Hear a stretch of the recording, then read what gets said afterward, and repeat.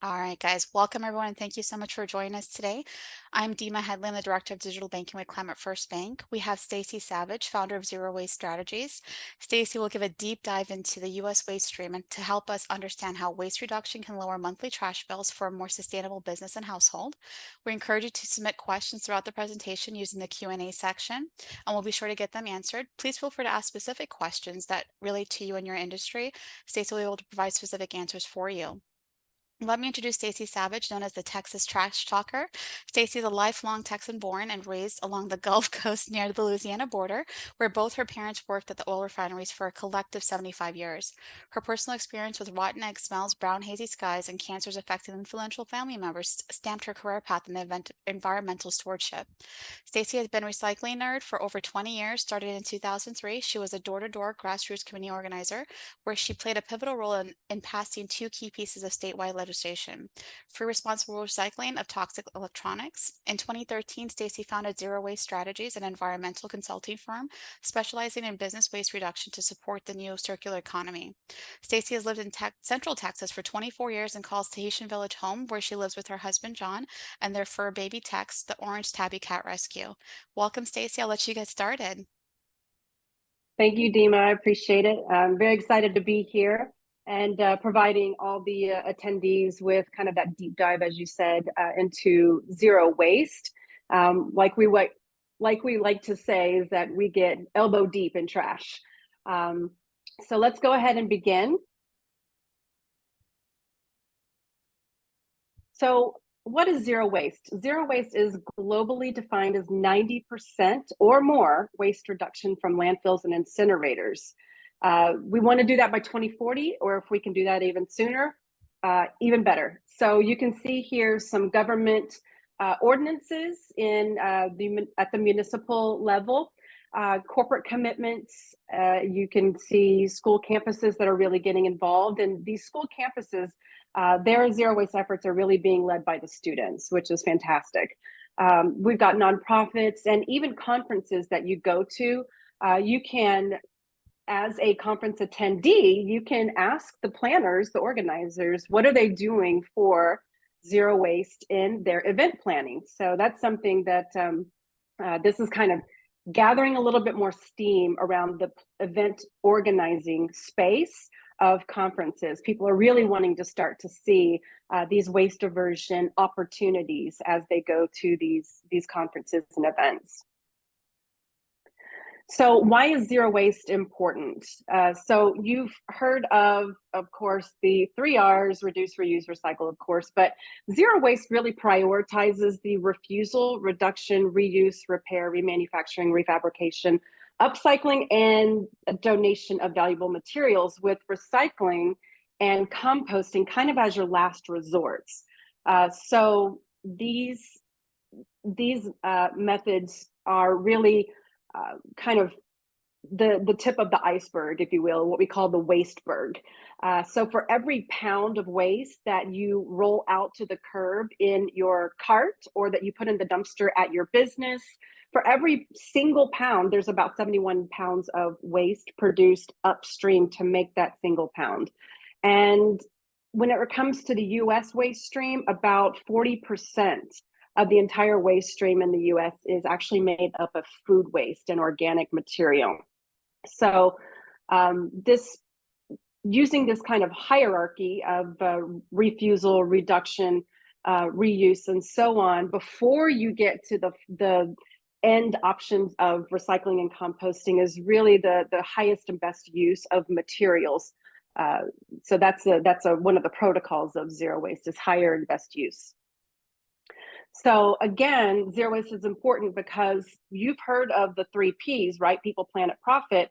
But I really think it's more along the lines of 5 Ps. Maybe there's even more that you can think of, but people, planet, profit, or prosperity, but also purpose. People want to build businesses and, with purpose in mind, with having strategies in place that won't harm the planet, or that won't harm local ecosystems.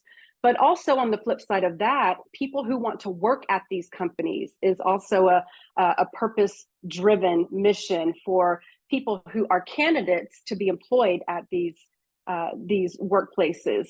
And then you move on to policy at the local level in government that can make the playing field even for all businesses.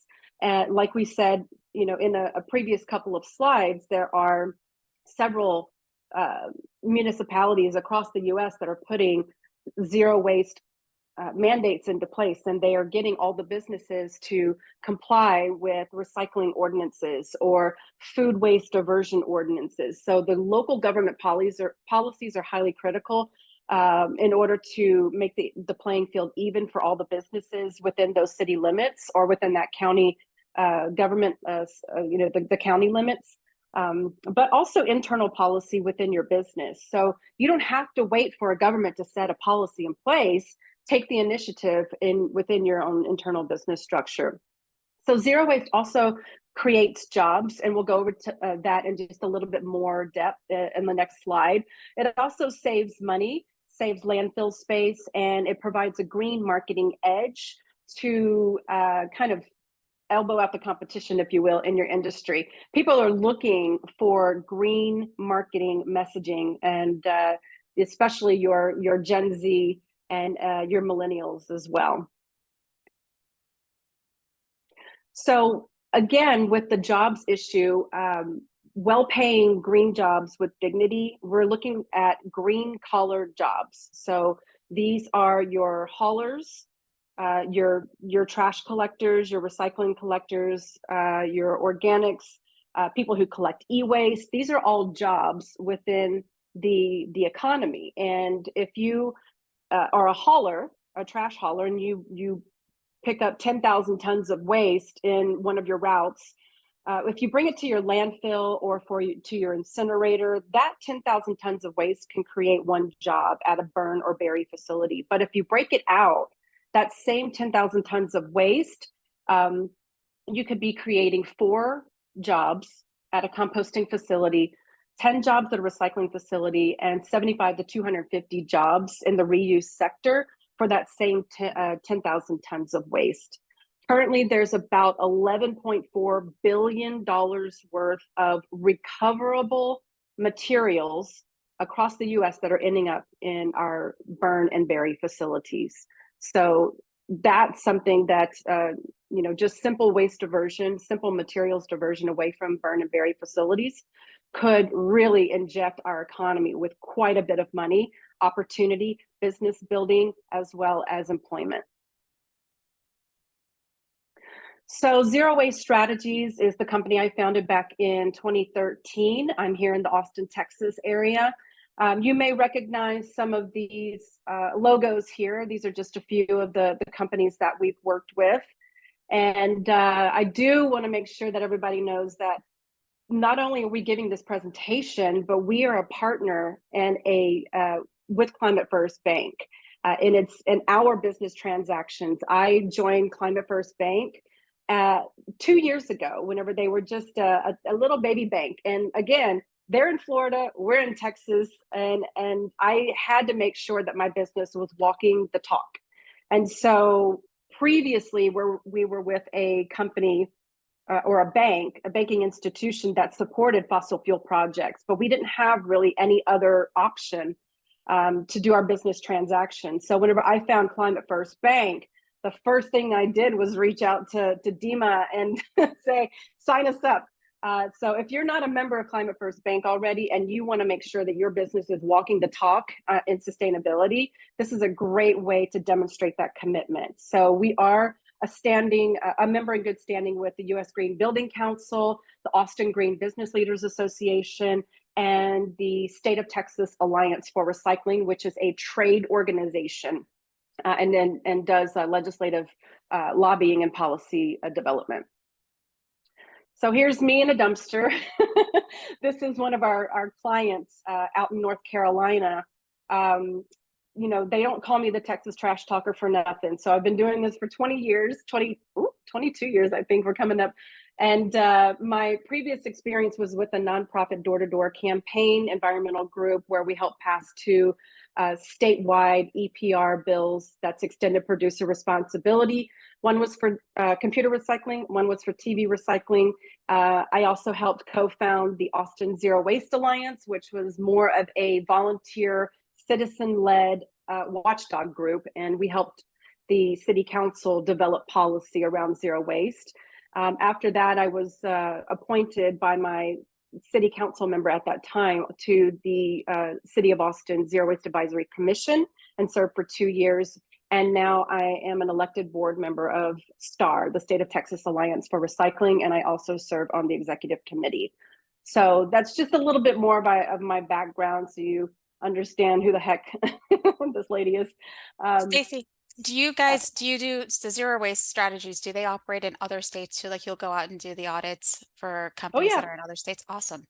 yeah. That previous slide was in North Carolina, and we've been to St. Louis, and we're all over. So what I typically say is have passport, will travel. Perfect. And so we can just kind of pick up and zip on out whenever you need us. So we're ready to rock and roll if you are. Awesome. We have attendees in all over. We have like California, North Carolina. So I just want to make sure we put that out there. They're available in all states, not just Oh Texas. yeah, correct. Thank you. So before we move on, I'm going to have a little pop quiz for you guys to test your recycling knowledge. Have there been any questions, Dema, that popped up in the chat? Not yet. So guys, if you have questions, please feel free to put it either in the chat or in the Q&A. I'm monitoring that to get those questions answered. You can also put your answers to the pop quiz right now in there too, and we'll say those out loud. Cool. All right, so moving on, test your recycling knowledge. So let me give you the key. These are your answer choices. Now, your answers to my questions can be one or multiples of these. And then you also want to put them in the order of highest and best use. So donations, reuse, obviously reuse is better than recycling, composting, and landfill trash is at the bottom. So you want to put them in order, and it may be one, it may be multiple. So let's get to the first question here. Some of them are a little tricky. So if you have paper hand towels, what do you do with them when you're done? So this is like hand washing stations in your restaurant or in the bathroom. What is the ideal scenario that you would like to see there? And you can put your answer in the chat. So one person wrote you can compost them. Compost is a common one that's coming up. So the choices are either donate, reuse, recycle only, organics only, landfill trash. Correct. So we have, oh, they're all coming in way faster than I thought it would. Okay. So a lot of compost, recycle, organics only, recycle, organics only. All right, so let's get to the answer here. Compost is correct. You want to compost your hand washing towels. And the reason is because hand washing towels or, drying, hand drying towels, they have been downcycled so many times in the paper pulp milling and that kind of process that the threads are just far too short for them to be valuable to a recycler. So if you think about newspaper long threads, if you think about office paper, white office paper, long threads, but hand washing towels have been downcycled quite a bit, and they have very short threads. You can actually see them in the pulp mixture whenever you're drying your hands. So this is a really good opportunity to compost if you have that on site. If not, don't put them in the recycling bin, just put them in the trash bin. Unfortunately, that it's going to, the recycling bin, that would be considered a contaminant. So we do have two questions Yes. following up to that. So one in the chat is they asked, is the paper biodegradable? Correct. That's why it would go into the organics. Organic section. So that means composting. Yeah, the organic stream is synonymous with composting. And then one other question, what is the most common thing you hear that people think is not recyclable but actually is? Maybe the metal lids to yogurt, the like little 5-ounce yogurts. Uh-huh. If you peel them off and you just give them a little rinse, ball them up into a little ball, and then put them in their metal, right? So a lot of people think, oh, I'll throw it away. But yeah, you can recycle that because the recycling centers usually have magnetic, uh, To pull it up. magnetic equipment that will pull it off the line. Yeah. So Very cool. I did it not all know that. adds up. Just learned something new. Next thing. So chip bags and snack or candy wrappers. What's going to happen with these guys? So feel free to put it in the chat if you think they're donate, reuse, recycle, organics only, or landfill trash. So we have one says recycle, one says trash, recycle through subscription programs like TerraCycle, landfill, landfill. So most Well, are we're saying talking landfill and more trash. yeah, this is more in your municipal solid waste. So what you would have at your business, what you would have at your curb, at your home, at your apartment complex. TerraCycle is great and all, but they're highly specialized and it's not a widespread program. So the majority said landfill and trash. And All there's right, a let's couple see. with recycle. Answer is landfill trash. Correct. That mylar, that silver lining inside, is a form of plastic, but it is not recyclable at your local recycling center. These are considered trash. So that is a packaging issue that needs to be considered further upstream, where the innovation and design and engineering process of the companies that are putting those on your shelf. So if you have an issue with mylar ending up on your shelf because you can't recycle it, then you need to talk to the producers of that material and the companies that they buy their packaging from. So we do have a question that would fit into Yeah, that. So it says, what role do innovation and technology play in advancing zero waste goals? I'm sorry, say that again. What role do innovation and technology play in advancing zero waste goals? Oh, very big role, huge. Because you and I as consumers don't have the ability to design the products for the company. We have the option to buy what is on the store shelf in front of us. So the design and engineering and innovation material selection phase is the critical piece that will determine recyclability downstream for me and you. So So we have yes, the the purchasing power. technology, yeah, even downstream, the recycling technology is getting more and more sophisticated as well. So, but the recycling industry and the packaging industry need to talk. They need to be able to communicate with each other because there's a bottleneck because the consumer does not know a lot of times what to do with that material, and so that's when we get a lot of cross contamination, and that's whenever we get a lot of just people throwing their hands up. They're frustrated, maybe a little embarrassed, and that's when apathy sets in, and people are just like, I'm just not even going to worry about it. So Yeah. we need clear communication, we need clear labeling, and the recycling industry has to be able to handle what comes to their plant floor. And if it's something that they can't handle, it's because the upstream, has had a developed something that the recycler can't take. Thank you. So our next question here: batteries. What's happening with these guys? Reuse if rechargeable. We got a response. So would you say you would donate, reuse, recycle, compost, or trash landfill? Recycle, not landfill. They need to go into a sealed container. All Hazardous right. waste at your local So the municipality. answer, whatever you do, do not put them in your landfill trash bins. These are highly corrosive, they're toxic, and I just saw a TikTok video somewhere where a New York City dump truck was on fire because they had found that there were a bunch of just like kind of free floating batteries within that load, and it sparked and it caught fire. So yeah, they contain these chemicals and can contaminate our water tables, lakes, rivers, streams. You want to bring them to participating retail manufacturers like Target, Best Buy, Home Depot, Walmart. I know here in Austin, our public library branch has battery take back, and they just got these little purple buckets where you can bring them from home. So a lot of companies also will have purple battery bins where you can bring your household batteries as well, and they'll put them in their recycling. So if your company doesn't have that, ask for it. See if they can work with the local hauler, or maybe the local household hazardous waste facility in your city or county. And then if you don't have those options, then go ahead and place them, like that person said in the chat, put them in a sealed container, and then that can go into your landfill trash. Someone asked which branch was that. I'd love to show my library an example. Which brand? For the library, which branch? Oh, the Austin Public Library system. So it's system wide. So all of them do it in Austin.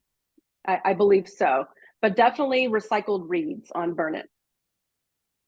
They're a resale, or not resale, but it's a really cool part of the public library system that takes books from people in the community and sells them or puts them out there for checkout. Yeah, I know our Best Buy here in Florida, they have the drop-ins for that, and old devices too that you could do it. So I'll definitely have to look at the library to see if that's an option as well. Maybe. Yeah. If not, check it out. Check out Austin's, the Recycled Reads website, at least. So, trick question. What are we doing with this, guys? Greasy pizza box. Yikes. Trash, landfill, greasy bit, or compost. Trash, recycle the box. Trash, tear off the cover and recycle the cover only. A lot of saying trash or recycle. Contaminated, so cannot be recycled. Fire pit. I like that one.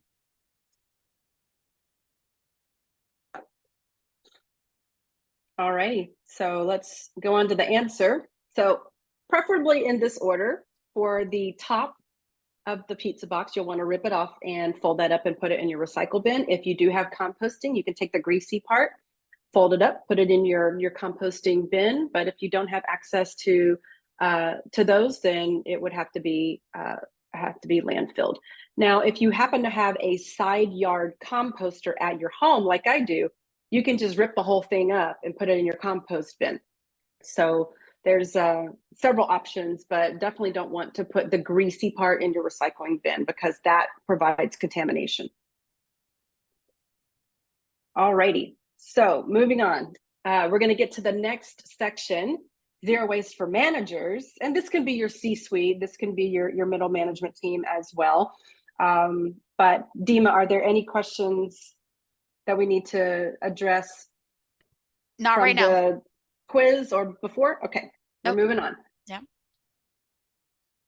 So the main thing with these programs is that your employees will either make or break your programs, period. They need to be the ones to buy in. So this can happen in a bottom to top and a top to bottom fashion. So what we normally see is that executives or CEO will, they'll look at, they'll do the research, they'll develop the corporate policies, they'll look for maybe grant funding, they'll be the ones to handle enforcement, expectations, building out the green culture as well. So they have that 30,000 foot view of how can we take our green initiatives internally and develop that into marketing. And so the managers in the middle there, they are the ones that are going to be taking the policies that are being handed down by the executives and implementing them. So encouraging staff to get on board, providing the training, leadership advocacy. And what I mean by leadership advocacy is building out your green teams and finding those people who are gung-ho about these sustainability programs and leading the charge. And then also holding your workers accountable to the enforcement mechanisms so that they actually have some teeth. And then your employees are going to be the ones, again, they can be your sideline naysayers, or they can be your on the field cheerleaders. So which one do you want? So employees can bring the innovation, energy, organizing their peers, taking ownership of the programs, influencing each other. to make sure that the programs work. And that's whenever, you can take this also as a bottom to top grassroots initiative as well. One of our clients in St. Louis, they had a 3 million square foot campus, 3,000 employees, but they didn't have really any composting in the employee cafeteria. And the green team organized themselves and started a petition. So they got workers to their peers to sign on to a petition that they wanted cafeteria composting. And so they worked that up to their managers. The sustainability engineer got wind of it, and then he brought that eventually up to the executives. So that's a grassroots process example of affecting your C-suite, your top executives as well. So that is just another case of showing A, you care, and B, you're listening to your employees, and that you're implementing the things that they want in order to have more workplace satisfaction. So Absolutely. they wanted to be responsible. So at Climate First Bank, we do have compost bins, recycle bins Nice. in the branches that we have, and it's also through our mission specialist program. We incentivize our employees to be able to do those things. I personally have a compost. I was educated through our mission specialist program just because of that. So it's awesome. Very cool. All right, next. So one thing that we always need to look at is what is coming into the business. And there was a survey that went out. About 84% of consumers prefer purchasing responsible products. And you'll see the link down here where I got from my source. So really want to look at your procurement department as well as the procurement policies. Do your vendor contracts have waste diversion or material restriction clauses? Are you speaking with your vendors and your suppliers about single-use packaging, about plastics and shrink wrap, and are they using raw materials for their cardboard boxes, or are they using recycled materials in their cardboard boxes? Maybe they have an option where you can select that they deliver your products in collapsible, reusable plastic or metal containers, so that they can just kind of exchange them out and take the ones you're not using anymore back to their warehouse. So there's ways that you can work with your vendors and suppliers to reduce the waste upstream and downstream.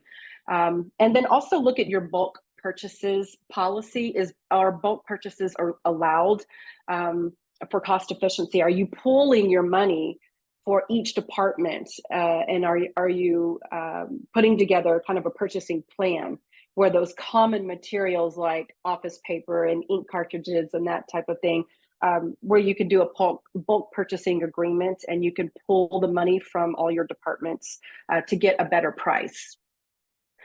Something else to look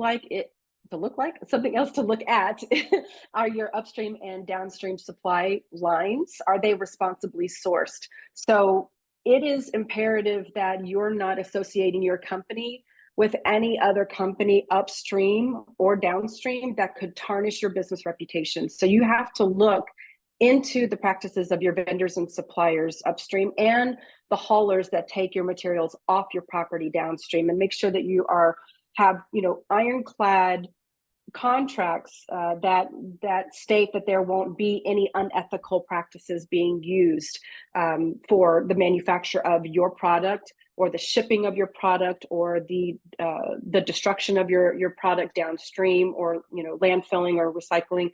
That ethical practices are built in throughout your entire supply chain. And then also looking at environmentally preferable purchasing practices. The US EPA, the Environmental Protection Agency, has an entire guideline set aside for businesses that want to look into practices that are environmentally preferable. And then the last thing here is facilities departments, your janitorial crew, maintenance. Are your hauler contracts actually right-sized for your specific business needs? We had one client that they moved into a property where they kept the same hauler, and the hauler proposed to them, well, this is what the last company needed: size of container, number of containers, and we're talking about dumpsters and roll-offs on, in the back property.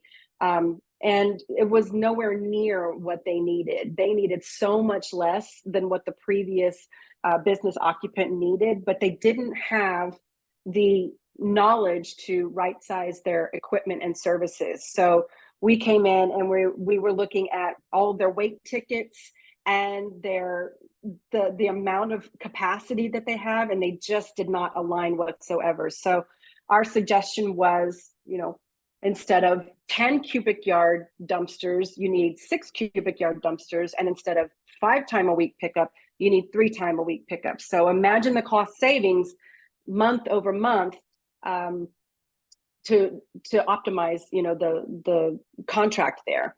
And also, you want to look at broken equipment. So we had that same client in St. Louis that had the grassroots push and petitioning for the cafeteria composting. We actually had this same client had a repair facility on site. So their printers and computers and their office chairs that were missing a caster or two, they would all get taken down to this repair facility where they had actual contracted repairmen on site to fix up these materials, these products, instead of buying new, which saved them a lot of money throughout the year as well. So thinking about something like this, are you purchasing items that have a kind of return to vendor or a repair clause in your, whenever you broker the deal with purchasing that equipment, or are you going to have to buy new? So something else to think about. Stacy, how would you Yeah. suggest for somebody that's looking into to find in the industry to do their due diligence? What would you suggest for them to do that, having a waste audit done, or what other options would they have locally that they could possibly do, or even through research?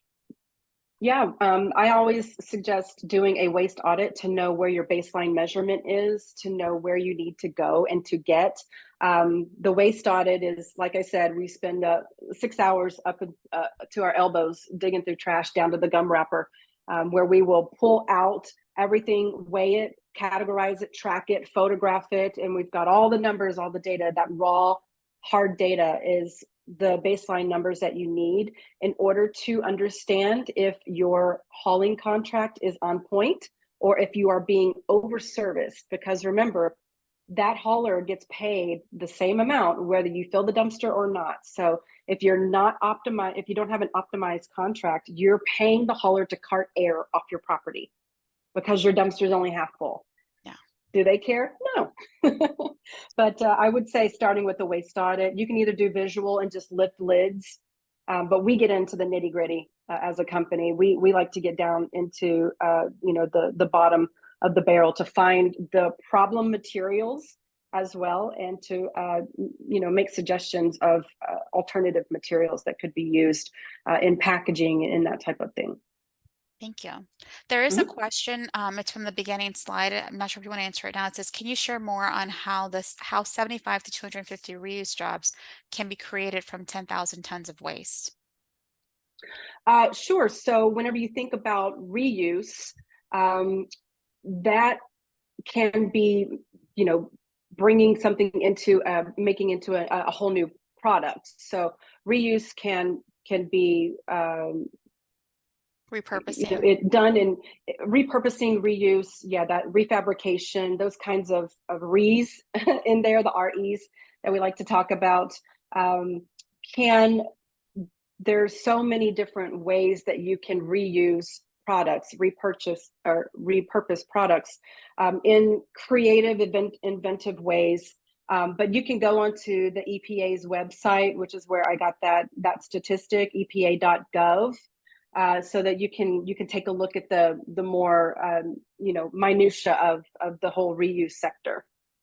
Perfect. I thought about you last Friday. I did a women's empowerment conference and I bought a package and it came with ribbon tied in it. And I always keep that because I love doing crafts. So I actually took the ribbon from that and I redid it with my gift baskets that I made. I'm like, Stacy would be proud of me right now. There you go. I am so proud. All right, so here's me digging deep. So like I said, waste audits provide baseline measurements. So for this, this was when my staff and I were in downtown Austin, we did a waste composition study each year from 2017 to 2021, and this is at an international bank in downtown Austin. And we did that waste audit deep dive, providing insights on the annual material flows, weights, cataloging, percentages, landfill trash, and food waste as well. This particular business, unlike Climate First Bank, does not have composting. And so there was a lot of food waste in the trash. And these statistics were relayed through our reporting to the employers and managers. We helped where they could draft a far better education and empowerment plan. So you'll see on the next slide that the 2019 recycling rate, because of this baseline data and their ability to revamp their training program, they had a 33% increase over the first 2 years since 2017.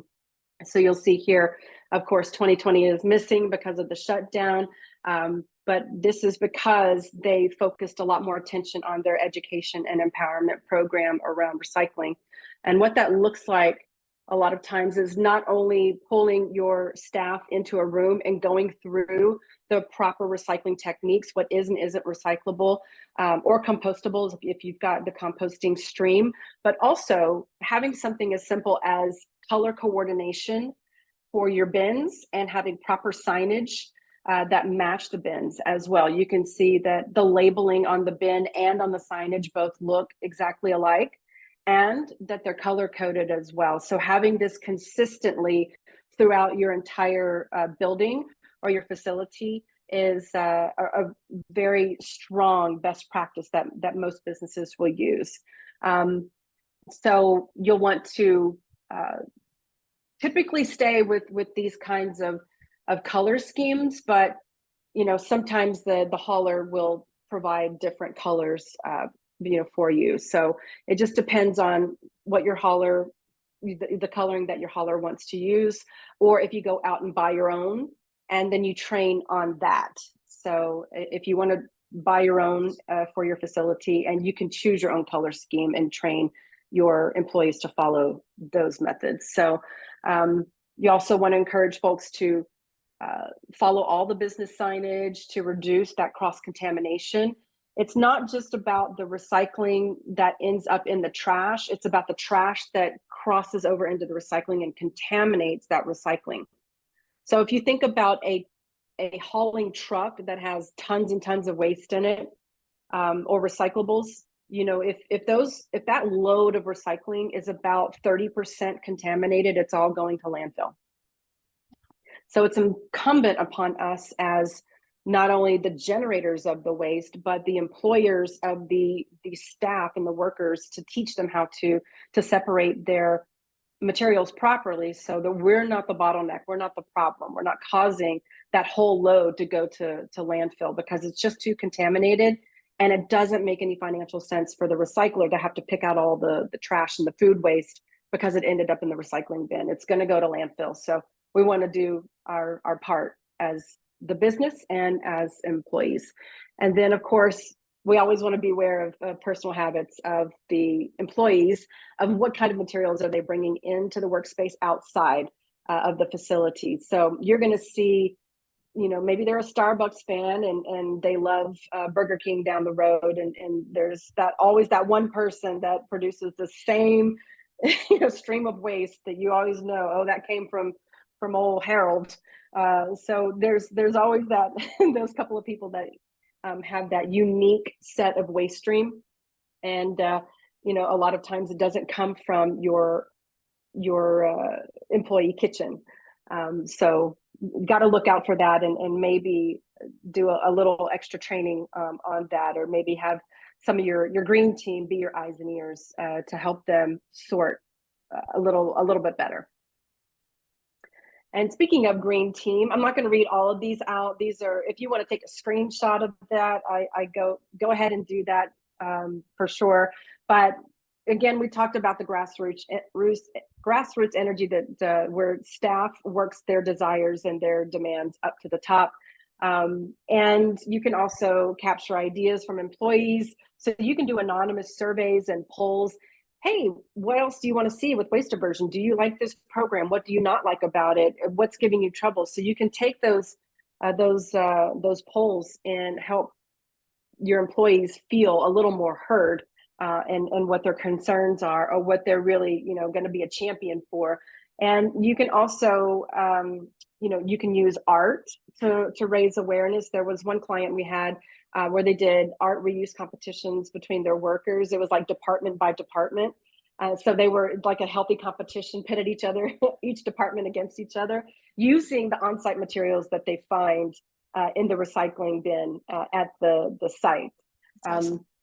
Yeah, so, and then you can also create a customized toolkit within your own business structure to support and guide your green teams. So using your own, aesthetics, your color coding, and your lingo, kind of your internal lingo, and also giving these the folks that step up to the plate and giving them special recognition as champions. So highlighting your green team member of the month or your newsletter on TV monitors, at the elevator stations, maybe your internal intranet system. So there's all kinds of ways that you can align the effectiveness and what your green team is doing to let other people know within the business who may not be on the green team that these are the programs that they're helping keep in place, and letting other people know, hey, you can join our green team, and you can help support our green team by doing X, Y, and Z. So you can give those kind of how-tos as well. To empower them. I love that. Mm-hmm. And green team, these are the benefits that I like to talk about with within the business. So of course, cost savings, attracting and retaining your best talent, and then strengthening your brand to increase your market share. So waste reduction really is the lowest hanging fruit of any operational efficiency. Like water, like energy, waste reduction can help you save money. Now, water and energy are not exactly they're not person specific. You can't really walk around with like a handful of water, but you can walk around with a plastic water bottle for hours, and it's that person has generated that piece of material, right? So for me, waste is person specific, and it's palpable, it's tangible. You're holding it, and you're the one that puts it into a bin, whether it's right or wrong. You put it somewhere, right? It has to go away somewhere. Water goes down the drain. Energy and lighting and all of that, it's kind of nebulous, right? But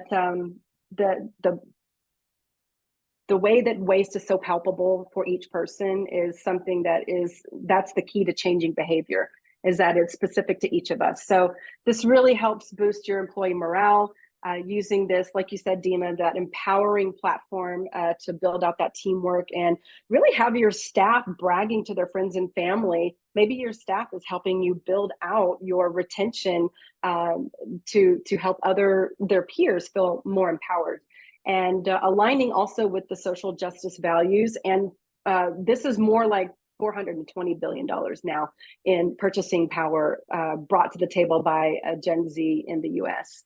360 billion in purchasing power brought by Gen Z in the US, and 450 billion globally. Sorry, I got that mixed up. And then something that businesses should also consider with building out the green teams, that there are some trends going on. So being able to focus on your internal operations, and even workers reducing their own footprint at home. They're taking what they're learning at the office and implementing that at home. That's also a reversal there. People can do a lot more at home a lot of the times, and then they'll bring those practices to the office and help other people be a bit more sustainable in their daily habits. So also think about bringing consumers, your customers, into the equation. Maybe you've got some kind of sustainability challenge or something like that that's on your digital app. where you can bring customers into the fold, where they're using their own social media to promote your products, and you're providing incentives. And then also link all of this to your corporate goals. This link to the corporate goals is where you're going to establish your green marketing strategy, and you're going to elbow out the competition to set yourselves apart. So there's a lot of benefits around these green teams, both internally and externally. Dema, any questions before we move on to the next section?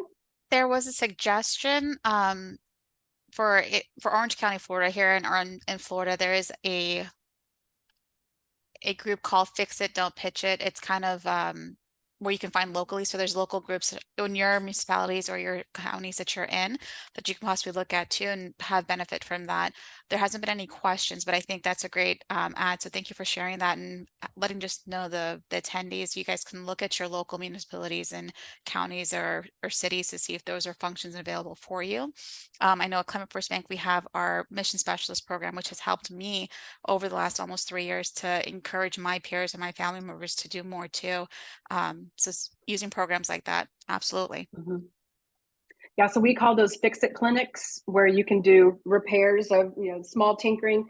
And a lot of times the older generation is going to be the ones who are sitting there helping you understand how to fix your electrical.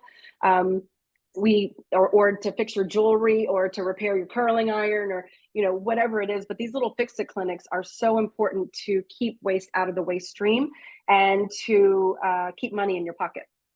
So I know Austin has some. There's a bunch in California, of course, but yeah, definitely look at your solid waste division at your local city government, or maybe within your county, to see if there's any fix-it clinics available. If not, go to your council member or your county commissioner and say, hey, we need to do something about these small repairs that could keep materials out of landfills. Absolutely. So just to provide a little bit of information about what our business services include, we do have a 3-month online training course for owners and managers of small and medium-sized businesses.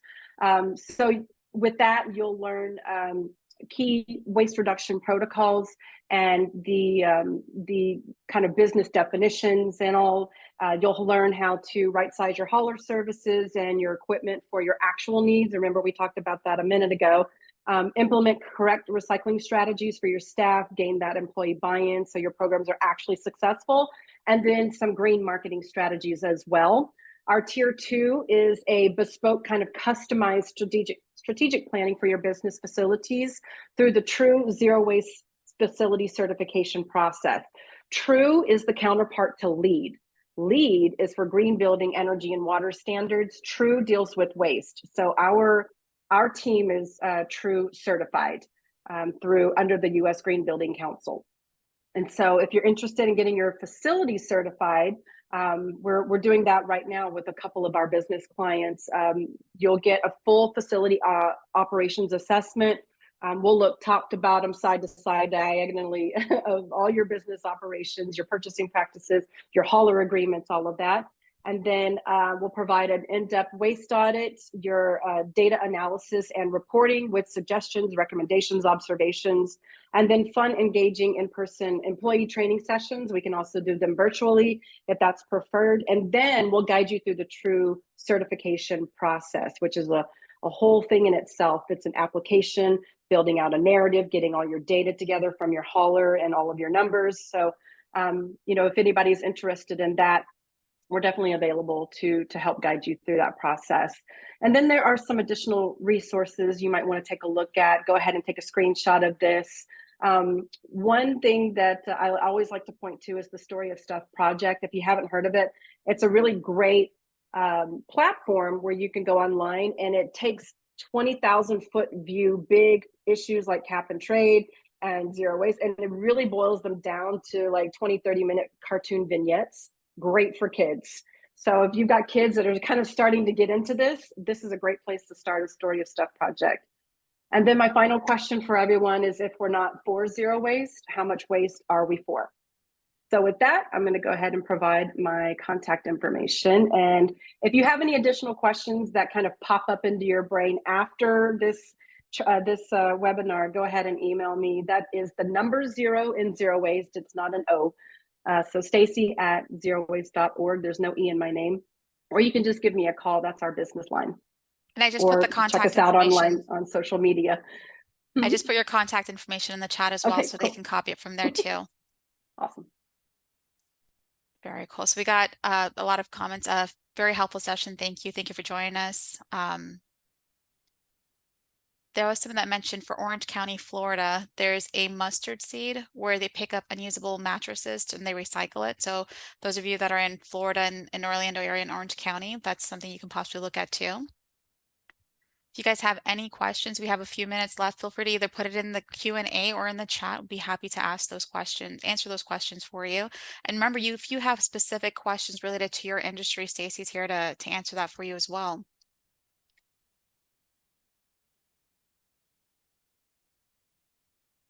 There's a question, are there any upcoming events, workshops, or campaigns organized by Zero Waste that people can participate in?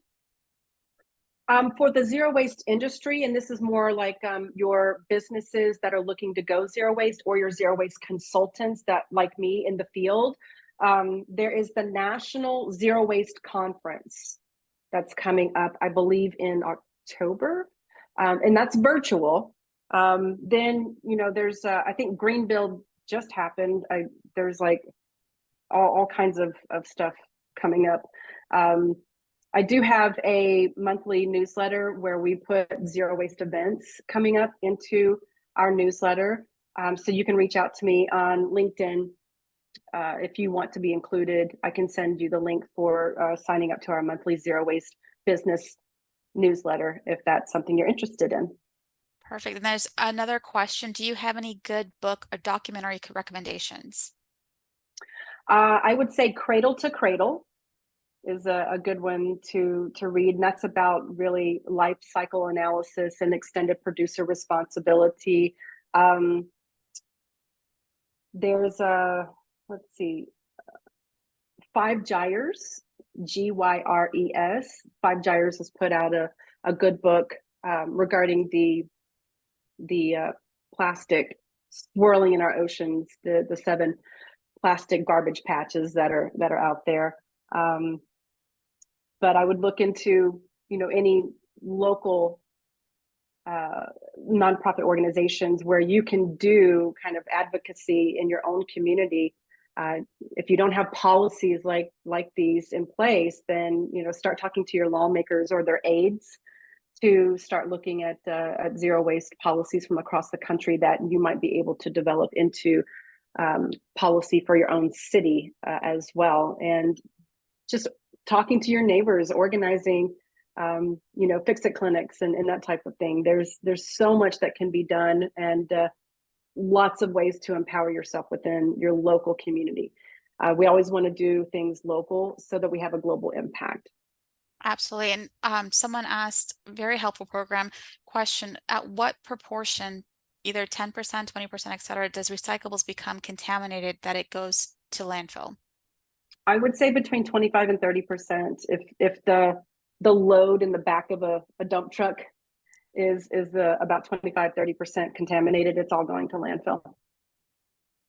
It just doesn't make financial sense for their workers to sort through trash to get to those recyclables that probably have food waste all over them. And then someone asked, can you share the names of the books here? And it looks like we had someone actually answer. I'll go ahead and put that in there too. So Cradle to Cradle Life Cycle Analysis and 5 Years Plastic in Oceans. And I'll just make sure we'll put that in there. And then of course, gosh, where is it? Silent Spring by Rachel Carson. I think this is the 60-year anniversary of Silent Spring. This is, and then you can look up if you're really, something that is near and dear to my heart, of course, is the rotten egg smells of the power plant life, oil and gas industry in Southeast Texas. So there's the Love Canal story in Louisiana, where it's just a cancer highway, if you will, where all these power plants and petrochemical plants are just dumping into waterways. So There's Love Canal is kind of a heart-wrenching story, and Silent Spring is really uplifting, very informative. Perfect. I put those in the chat too, so that way they have those recommendations. Let me see. Let me just look through really quickly to make sure there's no more questions that I may have missed.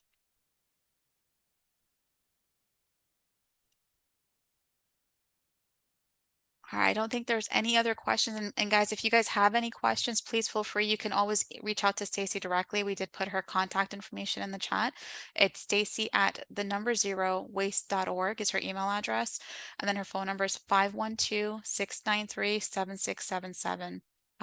Zero Waste Strategies LLC. You can find her on Facebook, LinkedIn, Twitter. Stacy, thank you so much for joining us today and going over this. And it's very beneficial for everyone. I know I learned a lot of new things myself that I'm going to take into practice too, and I hope everyone that joined did as well. All right, guys, thank you so much. Have a wonderful rest of your day and happy Wednesday.